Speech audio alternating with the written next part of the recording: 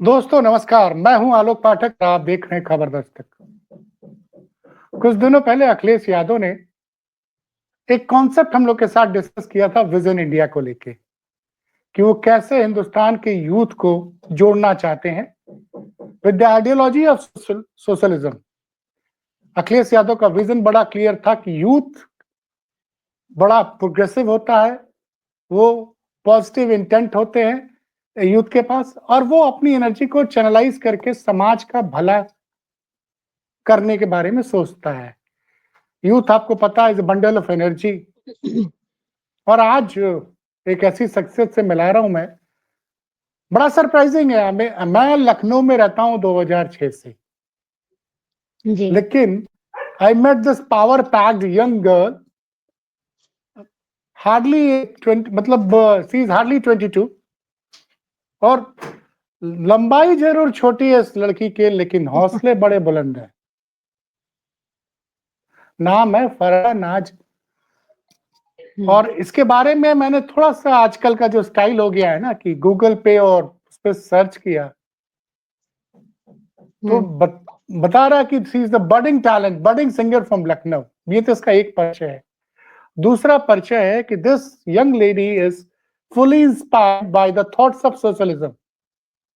What we see in Akhilesh Yadav, a man with a positive intent, और जिस आदमी के विजन पे अब पूरे नॉर्थ इंडिया को भरोसा है और यूथ जिसके अंदर भारत का अगला प्रधानमंत्री खोज रहा है। तो आज फरहान से हमारी मुलाकात होती है क्योंकि आज धरती पुत्र का जन्मदिन था। धरती पुत्र यानी मुलायम सिंह यादव का।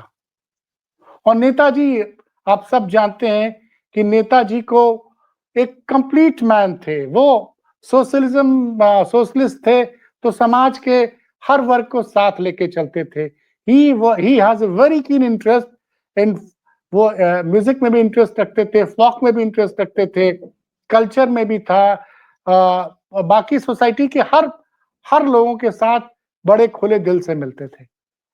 और ये जो लड़की मेरे बगल में बैठी है तो लखनऊ की रहने वाली, लेकिन 2013 में इसकी आवाज को सुनकर मुलायम सिंह यादव एक पल के लिए स्तब्ध रह गए थे। He was stunned the kind of voice this lady has. तो अब मैं ज्यादा नहीं परिचय कराता हूं।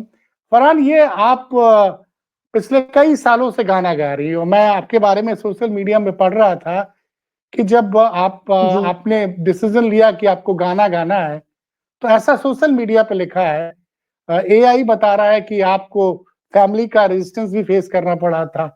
तो कैसे रही एक 9 साल की बच्ची, कैसे नेताजी के पास पहुंची, क्या उसने गाया कि जिसको सुनकर धरती पुत्र बहुत प्रभावित हो गए थे?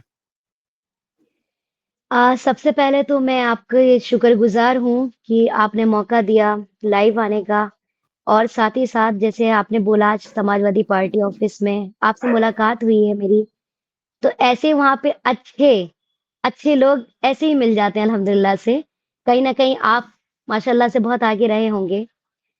और आपने बोला जैसे कि फैमिली की इश्यूज़ सामने आए सिंगिंग को लेकर के, बहुत सारी चीज़ें बिल्कुल हुई थी, क्योंकि हम ऐसी फैमिली से बिलॉन्ग करते हैं जहाँ पर अ, लड़कियों को बहुत ही कम बाहर निकाला जाता है कि ये। और फिर जब मैंने म्यूज़िक चूज़ किया, तो कहीं न कहीं ऑब्जेक्शंस उठे, दादी के भी रिएक्शंस सामने आए और इन सबको फेस किया हमारी अम्मी ने, हमारी मॉम ने।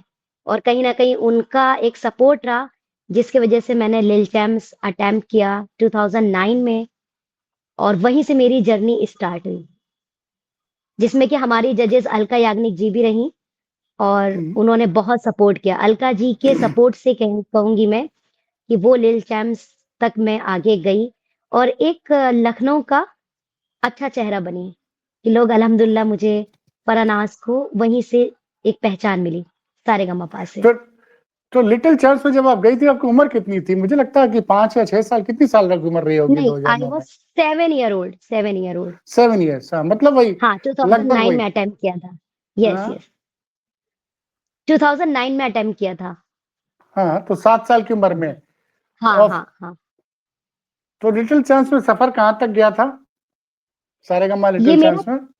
मैं फाइनल टॉप 8 तक रही वहाँ पे अल्हम्दुलिल्लाह। अरे वाह, टॉप 8 ग्रेट! के बाद यस हाँ, वोटिंग की कमी थी या कह लीजिए कि लखनऊ वाले बहुत कम चेहरा भी जानते थे।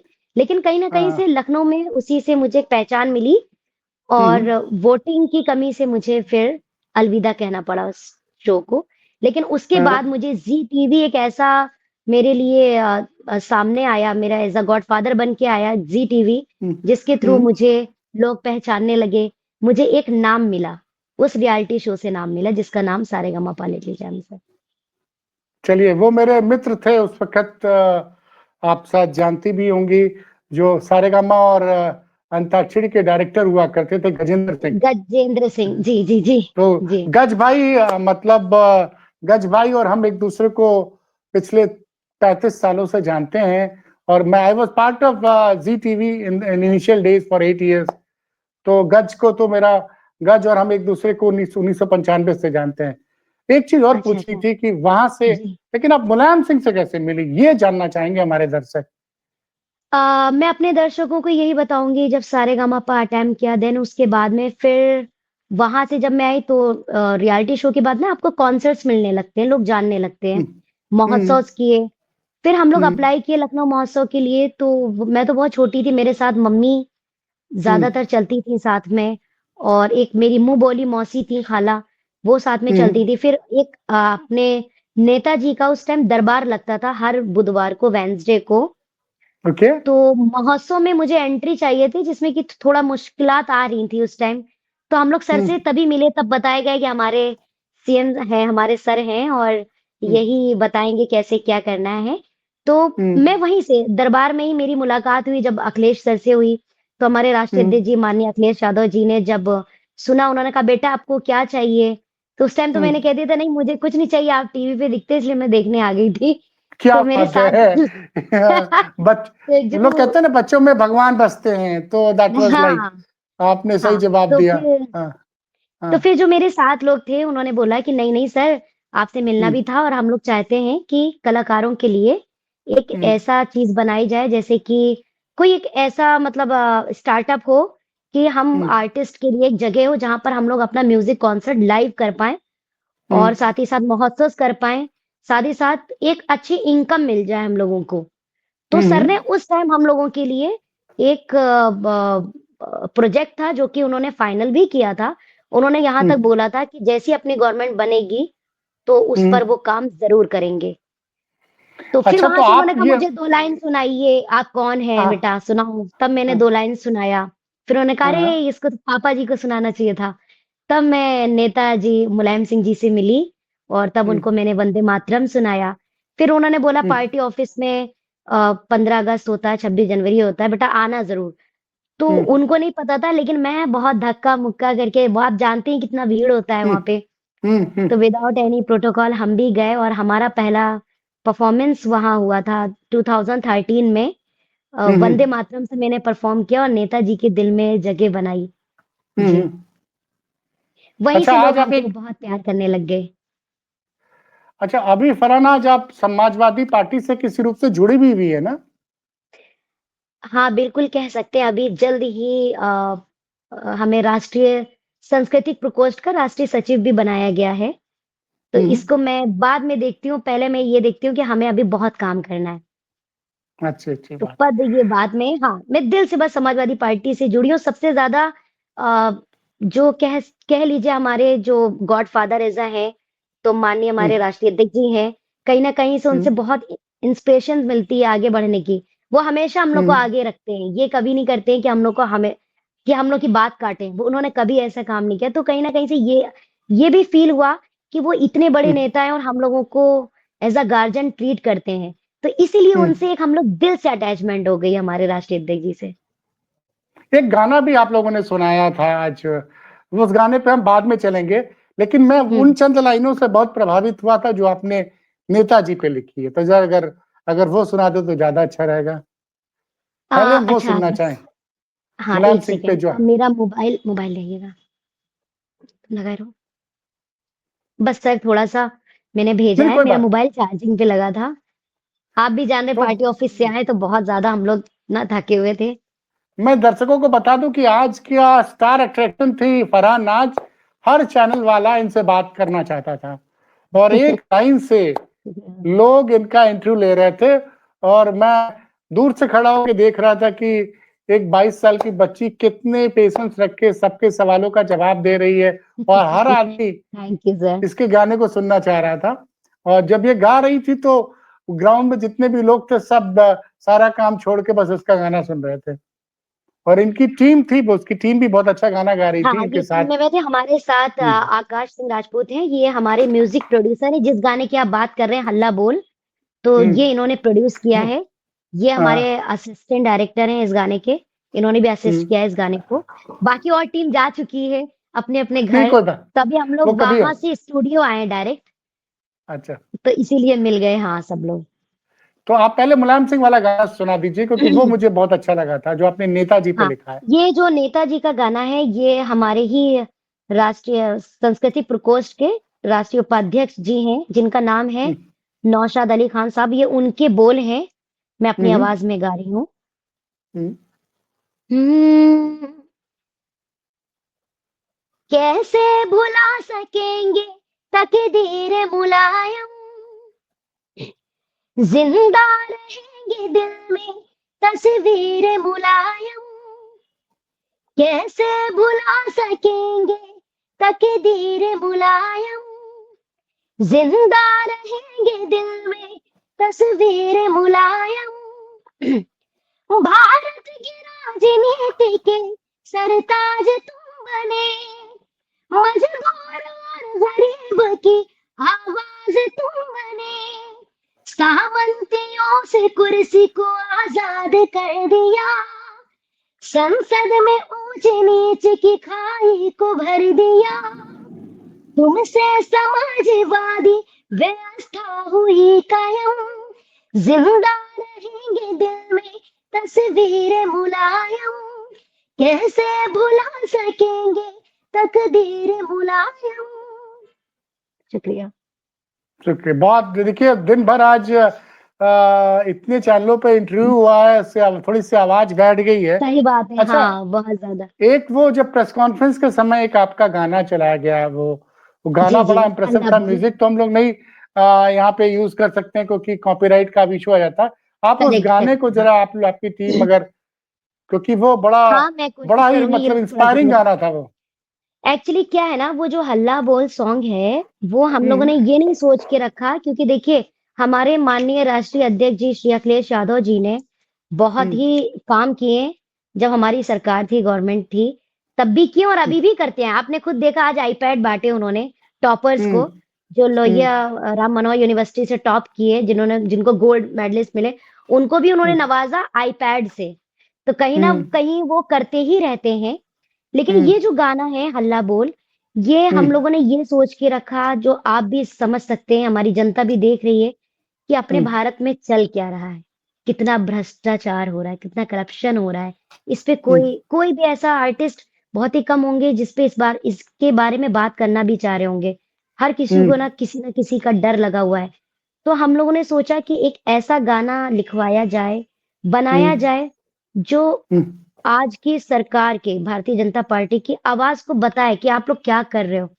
तो हम हम्म, युवाओं ने अपनी आवाज, अपने जो जज्बात हैं इस गाने के तहत रखे और आपके बीच हम लोगों ने ये पेश किया। तो वो सुना देती हूँ। बिल्कुल बिल्कुल। सुनो जवानों सुनो किसान, मुश्किल में है हिंदुस्तान। लड़ना होगा मरना होगा, तुम्हें चाहिए घर समान।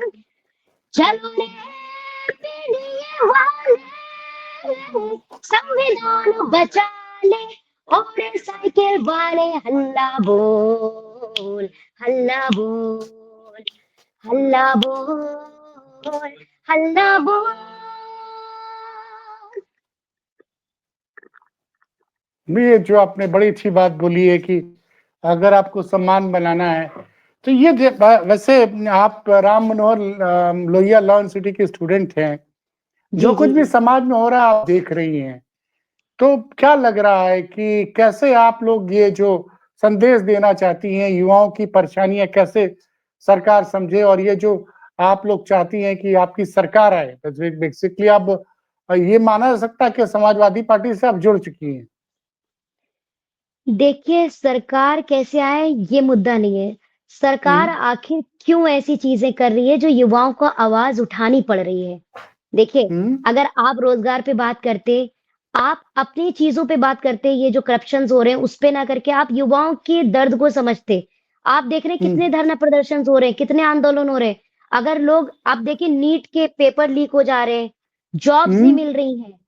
तो हम लोग आखिर पढ़ाई करें, जब हम लोग पढ़ाई करते हैं, हमारे माँ-बाप यही चाहते हैं कि हमारा बच्चा हुँ, पढ़ रहा है, अब आगे जॉब ज़रूर मिलेगी। तो जब वो हुँ, जो गवर्नमेंट कोई ऐसी पॉलिसी ला ही नहीं रही है, तो हम लोग हुँ, किसके भरोसे बैठे रहेंगे? भगवान के ना।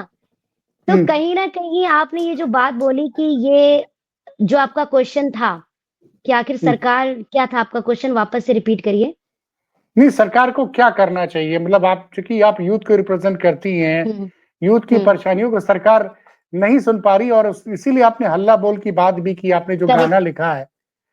आप जो ब बेसिकली क्या है कि सरकार आप युवाओं का दर्द समझे, कि युवाओं को देखिए अ, अ, अगर ये दर्द समझते तो शायद ये दर्द हम लोगों से हल्ला बोल के तहत ना निकलता, ठीक है ना? हुँ, हुँ, उसपे हम लोगों ने एक अपनी फीलिंग डाली है, वो एक गाना नहीं है, हुँ, वो हम हुँ, सभी युवाओं के विचार उसमें जुड़े हैं कि हुँ, हुँ, रोज़गार पे हल्ला बोल, हुँ, भ्रष्टाचार पे हल्ला बोल, अत्याचार पे हल्ला बोल, हुँ, ठीक है? जो इतनी चीज़ें हम लोगों ने बताई हैं कि हुँ, भ्रष्टाचार, अत्याचार, बेरोज़गार, गुंडाराज और हुँ, ये जो चीज़ें चल रही हैं, तो ये आप लोग भी देख रहे हैं, कहीं भी किसी से तो छूटी है नहीं।